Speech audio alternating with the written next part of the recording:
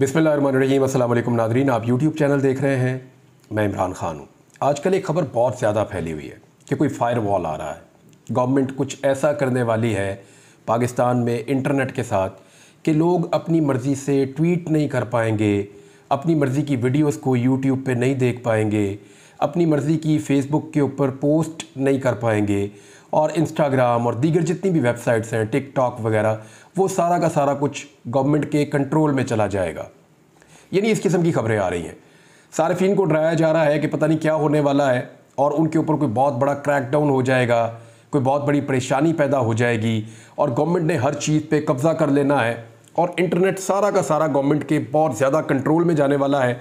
और हर आदमी की जो साइबर सिक्योरिटी है, यानी जो कुछ भी वो अपने मोबाइल फ़ोन के ऊपर करता है या जो कुछ भी वो अपने लैपटॉप के ऊपर करता है या अपने कंप्यूटर पे करता है, वो सारा कुछ गवर्नमेंट देख रही होगी और प्राइवेसी ख़त्म हो जाएगी।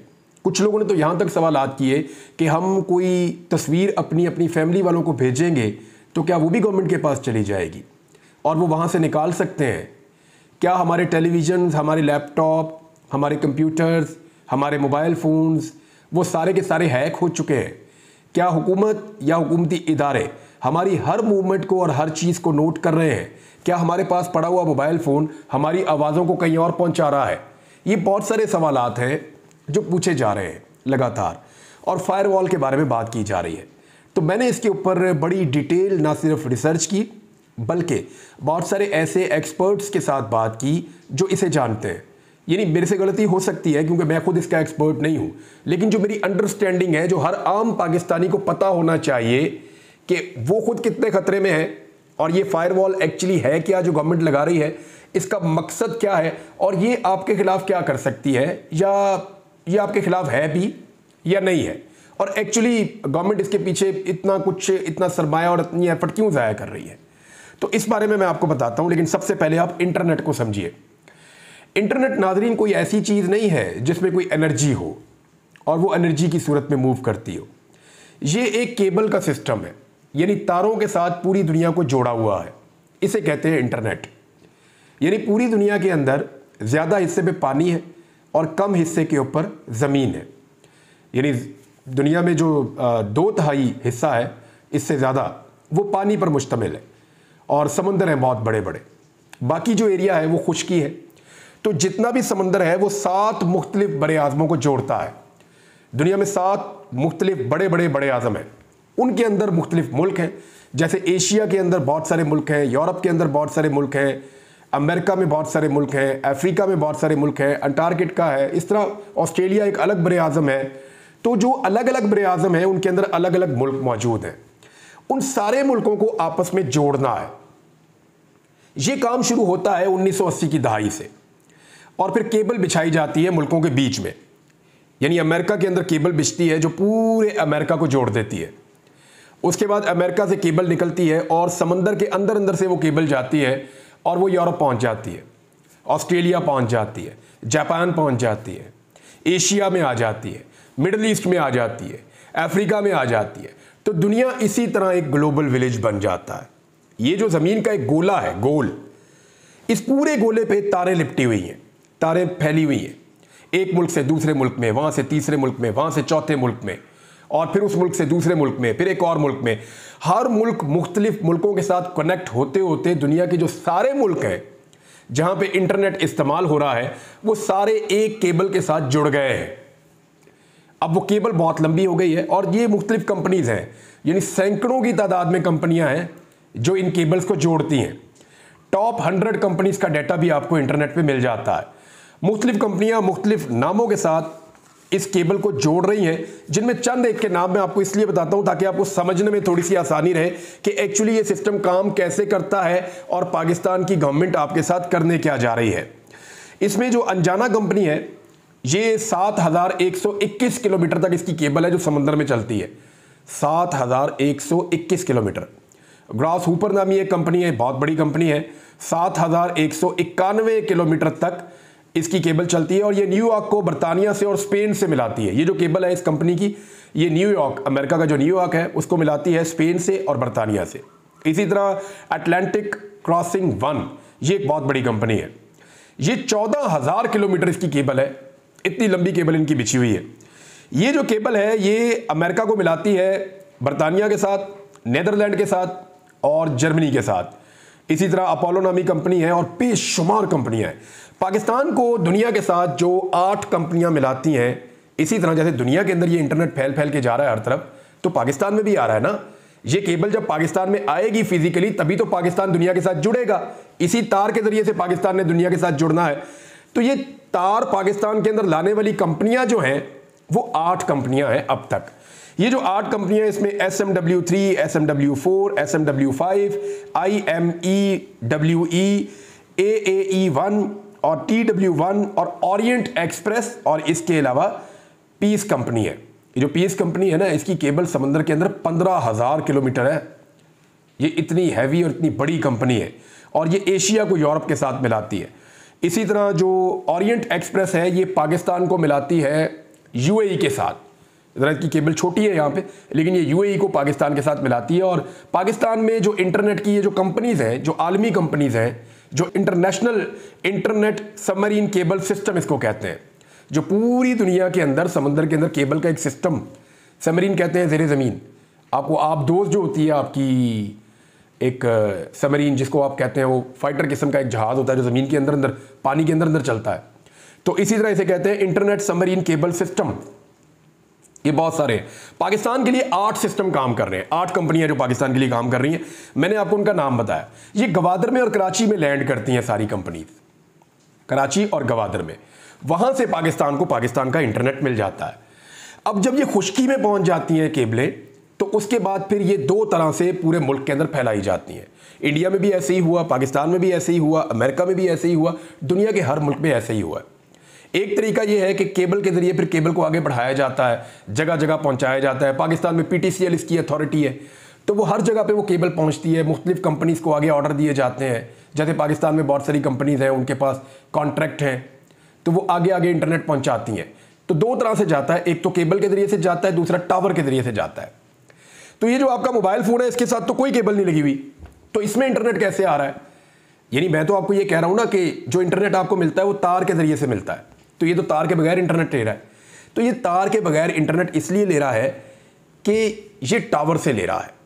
तार आती है टावर तक, और जब टावर को तार लग जाती है तो टावर के ऊपर लगा हुआ था एक एंटीना। वो एंटीना पुरानी जो रेडियो वाली टेक्नोलॉजी है, पुरानी रेडियो वाली टेक्नोलॉजी से अपने आसपास सिग्नल्स भेजता है। उन्हीं सिग्नल्स को कैच करके हमारे मोबाइल फ़ोन के अंदर इंटरनेट की फैसिलिटी आ जाती है। ये है जी टोटल कहानी इंटरनेट की।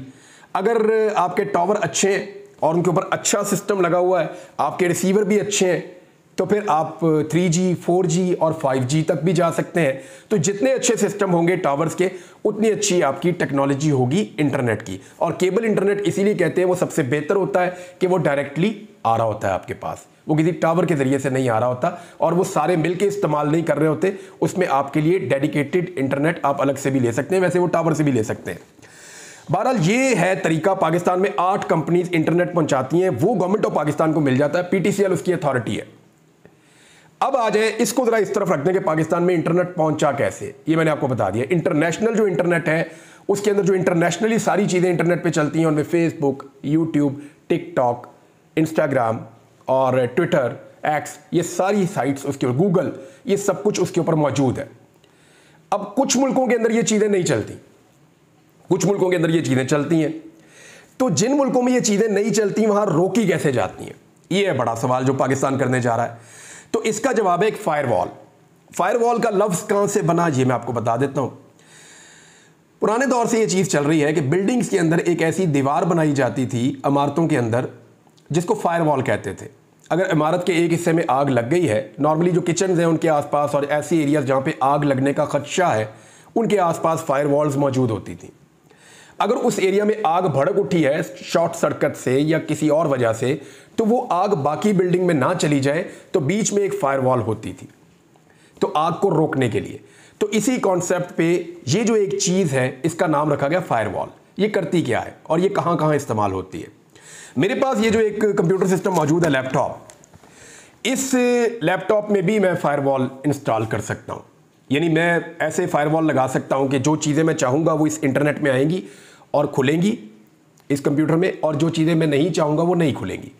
इसी तरह जो बड़ी बड़ी कंपनीज़ हैं वो फायरवॉल लगा देती हैं, यानी एक ऐसा सॉफ्टवेयर इंस्टॉल कर देती हैं अपने सिस्टम में कि वो जिन जिन चीज़ों को नहीं चाहते, जिन जिन वेबसाइट्स को नहीं चाहते, वो उनकी कंपनी के जो आगे सिस्टम पे बैठे हुए लोग काम कर रहे हैं वो उसमें काम नहीं करता। मिसाल के तौर पे हम जब एक्सप्रेस न्यूज़ में काम करते थे तो उस दौर में सबको बहुत शौक होता था फेसबुक को इस्तेमाल करने का।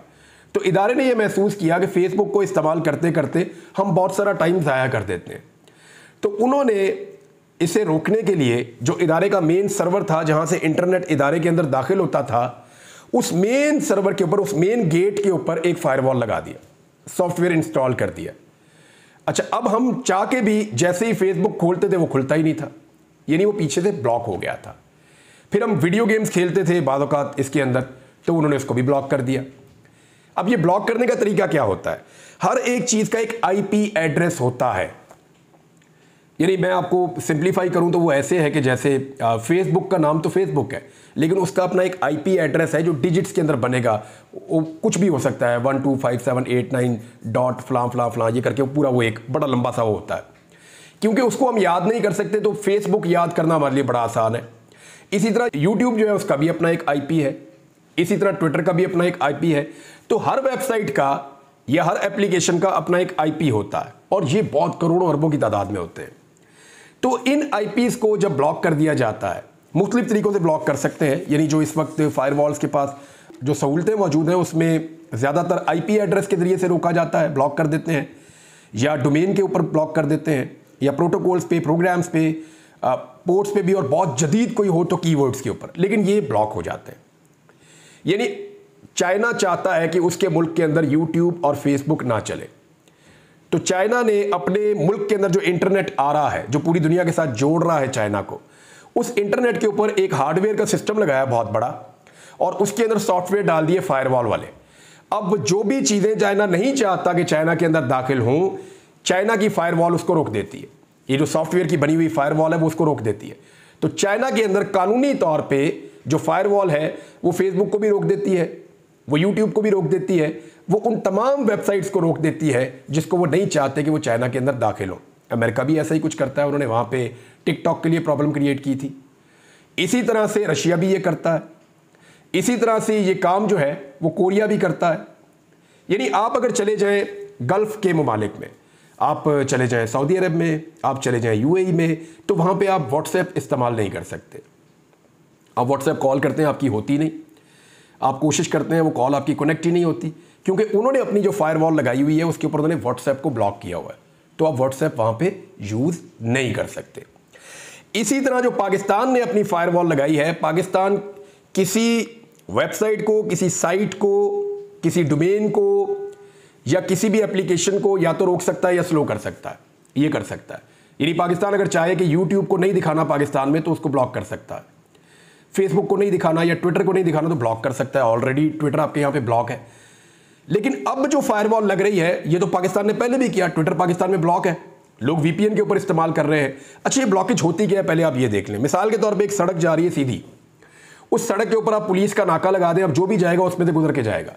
पुलिस जिसको चाहेगी गुजरने देगी और जिसको नहीं चाहेगी उसको गुजरने नहीं देगी। ये है जी वो फिल्टर जिसको आप फायरवॉल कहते हैं। लेकिन मजे की बात यह है कि इसी सड़क के साथ एक कच्चा रास्ता भी जा रहा है और उसे आप कहते हैं वीपीएन। अगर आपको पुलिस गुजरने नहीं दे रही तो आप वीपीएन इस्तेमाल कर सकते हैं। और वीपीएन के आपका वज़ीर आज़म कर रहा है, वैसे पाकिस्तान में तो गैर कानूनी नहीं है, क्योंकि वज़ीर आज़म पाकिस्तान, वज़ीर आला पंजाब और बड़े बड़े लोग पाकिस्तान में ओहदों पे बैठे हुए वीपीएन को इस्तेमाल कर रहे हैं। लिहाजा पाकिस्तान में वीपीएन कोई अजीब बात नहीं है, दुनिया भर में कर रहे हैं। जो लोग यूएई में मौजूद हैं, आप उन्हें अभी व्हाट्सएप कॉल करना चाहते हैं तो उनको आप एक मैसेज कीजिए कि वो वीपीएन ऑन कर दें। जैसे ही वीपीएन ऑन करेंगे आप उन पर वीडियो कॉल करें, व्हाट्सएप पे या ऑडियो कॉल करें, कोई प्रॉब्लम नहीं होगा। तो जो दुनिया के जदीद तरीन फायरवॉल सिस्टम है वो भी अभी तक पूरी तरह कंट्रोल नहीं कर पाए।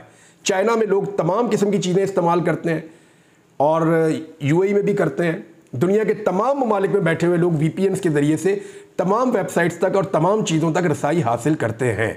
बड़ा सवाल यह है कि क्या हुकूमत चाहे तो किसी एक ट्विटर अकाउंट को ब्लॉक कर सकती है या उसकी रीच कम कर सकती है? तो जवाब है नहीं कर सकती, क्योंकि ट्विटर का जो सारिफ है एक आम आदमी और ट्विटर, ये मुआहदा उसके बीच में है और जो सारे कोड्स हैं वो उनके पास हैं। हुकूमत के पास दो रास्ते हैं, या तो इस सारिफ को पकड़ दे और पकड़ के इससे इसका पासवर्ड लेके और इसको ब्लॉक करके बंद कर दे। दूसरा रास्ता यह है कि ट्विटर के साथ बात करें और उनसे बंद करवा दे।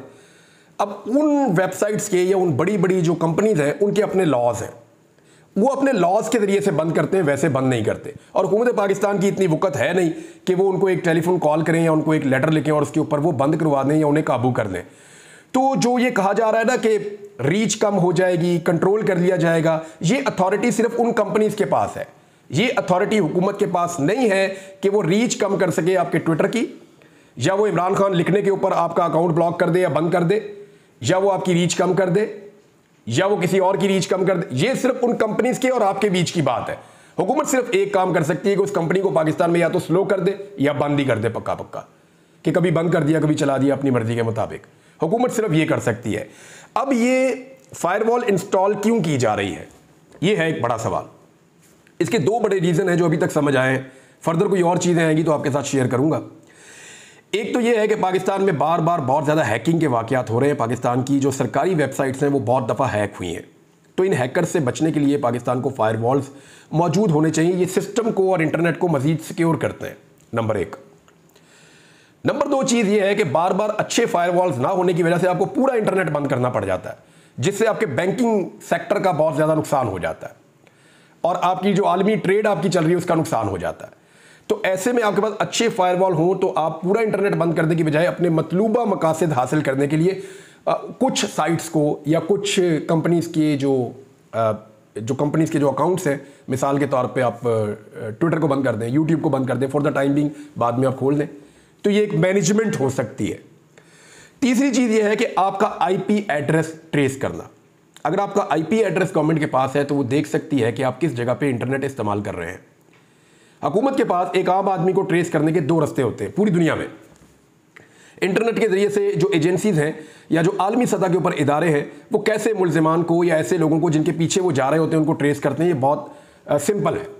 या तो वो अपने मोबाइल फ़ोन में एक सिम डाल लें, तो सिम के जरिए से उनके पास IME नंबर चला जाता है, उसके जरिए से ट्रेस हो जाती है।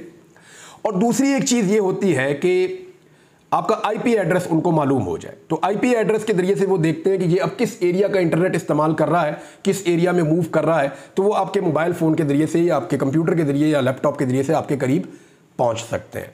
लेकिन जो लोग VPN यूज़ करते हैं उनको तो फिर भी ट्रेस नहीं किया जा सकता, क्योंकि वो लोग तो कभी अमेरिका की किसी VPN कंपनी में, कभी यूरोप की, कभी इंडिया की, कभी रशिया की। तो पाकिस्तान की गवर्नमेंट या कोई भी किसी भी मुल्क की गवर्नमेंट जब उनको ट्रेस करना चाहती है तो फिर बड़ा मुश्किल हो जाता है। और वहां पे उस VPN कंपनी से रब्ता करके उनसे रियल IP लेना, ये भी एक मुश्किल काम है। लेकिन फर्ज करें अगर रियल IP ले भी लिया जाए तो बाद औक़ात ये होता है कि कनेक्ट करके डिस्कनेक्ट करें तो IP चेंज हो जाती है, फिर बंदा अप्रोच से बाहर हो जाता है। तो ये बहुत मुश्किल और बहुत हैवी काम है। अभी तक जो सॉफ्टवेयर की साइंस है वो वहां तक नहीं पहुंची। जिस किस्म के दावे सोशल मीडिया पे आ रहे हैं, मेरे ख्याल में ये कोई उतनी बड़ी चीज़ नहीं है जितनी लोग समझ रहे हैं। ये सिर्फ एक एडवांसमेंट है और एक पॉजिटिव चीज़ है। इसमें नेगेटिव पहलू भी होंगे। हुकूमतें इस्तेमाल करती हैं ऐसी चीज़ों को अपने फ़ायदे के लिए, अपने मुखालिफिन को दबाने के लिए, फेक न्यूज़ के नाम के ऊपर या प्रोपेगेंडा के नाम के ऊपर लोगों को पकड़ना, उनको दबाना, ये दुनिया भर की हुकूमतें करती हैं। और ख़ास तौर पर जहाँ पर जमहूरियत नहीं होती या जहाँ पर जमहूरियत कमज़ोर होती है, तो इसके असरात तो होते हैं। लेकिन वो चीज़ जो सोशल मीडिया पे आ रही है ये उतना बड़ा डेंजर नहीं है अब तक, जो मुझे समझ आई है इसकी। मजीद चीज़ें आपको बताऊंगा बाद में। अब तक इतने, अपना ख्याल रखिएगा, अपने इस चैनल का भी। अल्लाह हाफ़िज़।